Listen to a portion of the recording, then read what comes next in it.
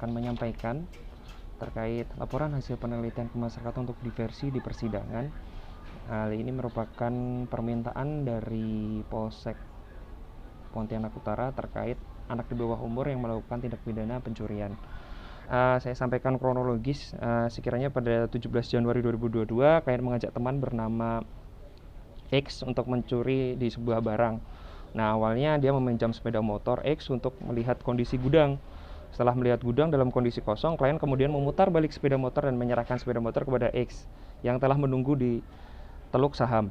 Nah, klien berjalan menuju gudang pabrik yang terletak di Jalan Budi Utomo gitu. Sampai di lokasi, klien mengambil sebuah roller parut kelapa lalu menaruhnya di dekat gerbang. Klien kemudian menghampiri X untuk mengajak X dengan berkata, "Kau mau duit tidak? Kalau mau ikut saya."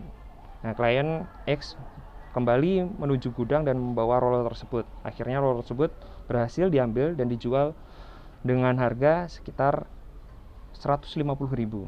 Selanjutnya, hasil rekomendasi dan asesmen kami selaku PK telah mengusulkan asesmen, telah membawa klien ke pihak BNN Kota Pontianak pada tanggal 4 Maret 2022. Hal ini telah dikonfirmasi bahwa hasil rekomendasi klien bahwa klien memang menggunakan narkoba dengan tingkat yang memerlukan rehabilitasi berupa rawat jalan. Surat sudah kami terima, jadi nanti kita akan lampirkan saat kita menyampaikan litmas ini kepada pihak kepolisian. Berikut hasil rekomendasi dan dari kami. Terus untuk analisisnya, beberapa analisis yang kita temukan di sini, menurut perkembangan dan sejak lahir sampai terjadi tindak pidana, klien tumbuh dalam kondisi keluarga tidak utuh. Orang tua memutuskan bercerai dan memutuskan menitipkan klien ke tetangga. Walaupun diperlakukan dengan baik, namun hal tersebut tidak serta-merta menggantikan peran orang tua. Di sisi lain, mental klien cukup terganggu saat kedua orang tua memutuskan untuk bercerai. Nah, ayah angkat klien belum secara efektif dapat menjauhkan klien dari pengaruh buruk pergaulan. Hal ini juga cukup berpengaruh terhadap klien tidak melanjutkan sekolah. Klien tidak memiliki kesibukan yang berarti.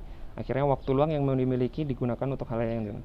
Melihat tindak pidana ini, melihat uraian kronologis riwayat kejadian terhadap klien diduga keras melakukan tindak pidana pencurian oleh penyidik kepolisian sektor Pontianak Utara sebagaimana dimaksud 36 pada pasal 363 subsidiar 36 KUHP. Jadi karena subsidiar, jadi untuk perkara ini kami rekomendasikan untuk diselesaikan melalui diversi di pengadilan. Nah, faktor-faktor penyebab terjadinya tindak pidana adalah faktor pertumbuhan klien. Jadi secara pertumbuhan di usia remaja ini klien mudah terpengaruh oleh orang lain. Menurut Search and Friedman Review menyatakan bahwa konformitas menampilkan suatu tindakan orang lain juga melakukannya. Jadi keinginan untuk melakukan tindakan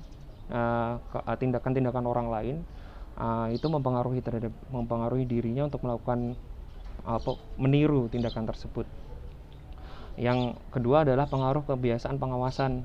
Jadi ayah angkat klien melakukan pengawasan bimbingan namun kurang optimal. Hal ini dikarenakan kondisi usia ayah angkat yang sudah tidak lagi muda dan tidak ada pendekatan yang disesuaikan dengan kondisi mental klien. Nah, pandangan keluarga dan korban tokoh masyarakat, keluarga dapat menyayangkan perbuatan ini. Gitu. Pihak korban berharap permasalahan tersebut diproses secara hukum dan menimbulkan efek jera. Hal-hal yang meringankan dan memberatkan, klien menyesali perbuatannya. Yang kedua, adanya kesanggupan dari keluarga untuk mendidik dan mengurus pembina. Hal-hal yang memberatkan, hal ini adalah klien tidak melanjutkan pendidikannya, klien merupakan otak yang merencanakan tindak pidana, dan klien merupakan pengguna aktif narkoba. Selanjutnya dari kesimpulan yang kita ambil bahwa faktor penyebab melakukan tindak pidana adalah kurangnya pengawasan dan pengaruh narkoba. Jadi klien membutuhkan uang untuk membeli narkoba. Klien menanggapi bahwa apa yang dituduhkannya adalah benar dan ayah klien sanggup untuk meningkatkan pembinaan. Berdasarkan analisis dan kesimpulan tadi, kami memberikan rekomendasi agar kepada klien atas nama Klien tersebut dapat diberikan kesempatan memperbaiki sikap, tingkah laku dan kesalahannya diperbuat mengingat ada kesanggupan dari orang tua atau walinya, adanya kepastian bahwa akan tinggal bersama wali dan orang tua dan wali bersedia mematuhi persyaratan pembimbingan pengawasan dari PK Bapas. Untuk itu, agar sekiranya perkara klien segera mungkin diupayakan diversi di pengadilan sesuai dengan pasal 3 Peraturan Mahkamah Agung nomor 4 tahun 2014 tentang pedoman pelaksanaan diversi dalam sistem peradilan anak.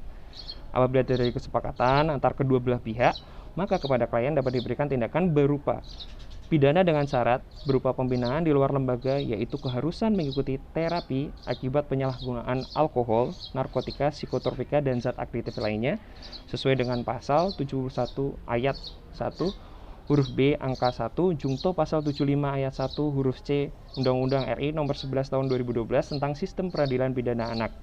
Selain itu, untuk mengembalikan rasa percaya dirinya tanggung jawabnya, klien dapat pembimbingan kepribadian dari pembimbing kemasyarakatan Bapas Pontianak. Demikian laporan Ditmas dari saya. Mohon sekiranya untuk peserta sidang TPP untuk menanggapi.